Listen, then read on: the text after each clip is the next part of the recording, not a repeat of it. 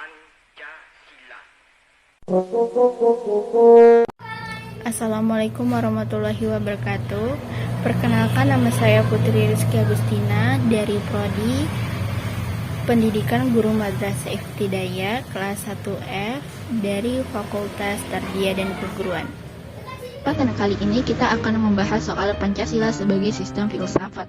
Pancasila diperlukan sebagai sistem filsafat untuk mengetahui peristiwa sejarah yang memunculkan pemikiran filosofi para founding fathers termasuk Soekarno ketika menggagas Pancasila sebagai dasar filsafat negara pada sidang BPUPKI.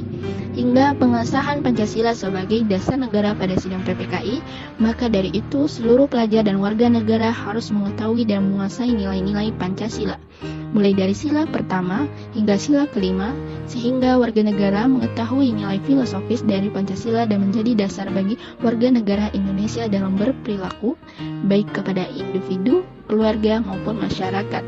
Nah, dari uraian tersebut, filsafat dapat dikatakan sebagai produk di mana filsafat menjadi ilmu pengetahuan serta pemikiran-pemikiran yang digagas dalam Pancasila, serta menjadi sebuah suatu proses yang berperan sebagai pemecah masalah di dalam tata negara, baik itu dasar negara ataupun norma di dalam suatu negara. Pancasila sebagai sistem filsafat sangat dibutuhkan di kalangan anak-anak muda, terutama mahasiswa, karena mahasiswa merupakan aset negara di masa yang akan datang. Oleh karena itu, sebagai aset negara yang baik, mahasiswa dididik untuk terbiasa menjadi manusia yang berjiwa luas, berpikir komprehensif, dan bertindak dengan berdasarkan kepada nilai-nilai filosofi Pancasila. Nah, selain Pancasila sebagai sistem filsafat, Pancasila juga memiliki eksistensi, kedudukan, serta fungsi di dalam Pancasila tersebut. Seperti yang kita ketahui, Pancasila merupakan dasar negara Indonesia. Pancasila lahir pada 1 Juni 1945 yang ditandai dengan sidang di Gedung Chow Sang-in, tepat pada 29 Mei 1945. Lalu pada 1 Juni 1945, Soekarno menyampaikan ide serta gagasan terkait negara Indonesia, lalu dinamailah dengan Pancasila. Yang panca artinya 5, yang sila artinya prinsip atau asas.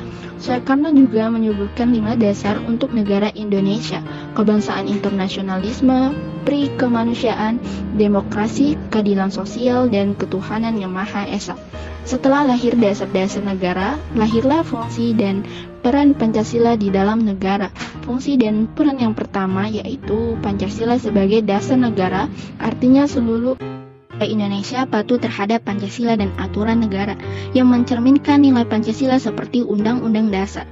Yang kedua, ada Pancasila sebagai ideologi negara yang berarti tujuan bersama bangsa Indonesia diimplementasikan ke dalam pembangunan nasional. Yang ketiga, Pancasila sebagai falsafah negara yang artinya Pancasila adalah sebuah harga mati yang tidak boleh diganggu-gugat keberadaannya. Yang keempat, Pancasila sebagai dasar hukum dan norma, yang berarti Pancasila merupakan sumber dari segala hukum tertulis maupun tidak tertulis. Yang kelima, yaitu Pancasila sebagai pandangan luhur bangsa, yang berarti Pancasila merupakan sebuah hasil rumusan para pendiri bangsa yang diproses lewat musyawarah mufakat. Nah, dari uraian tersebut dapat kita ketahui lebih dalam, Pancasila merupakan ideologi yang bersifat universal. Ideologi Pancasila harus tetap dilestarikan karena ideologi ini merupakan ideologi yang mencerminkan kepribadian bangsa. Pancasila sebagai ideologi nasional memiliki fungsi sebagai landasan suatu negara yang dapat membuka wawasan serta menunjukkan tujuan kehidupan bernegara. Kedudukan Pancasila sebagai ideologi negara tercantum di dalam pembukaan Undang-Undang Dasar 1945 di alinea keempat. Pancasila sebagai sistem filsafat, sumber hukum ideologi negara, dan falsafah negara. Baik, sekian materi singkat dari saya, Putri Rizky Agustina. Mohon maaf jika ada kesalahan kata-kata. Saya akhiri, wassalamualaikum warahmatullahi wabarakatuh.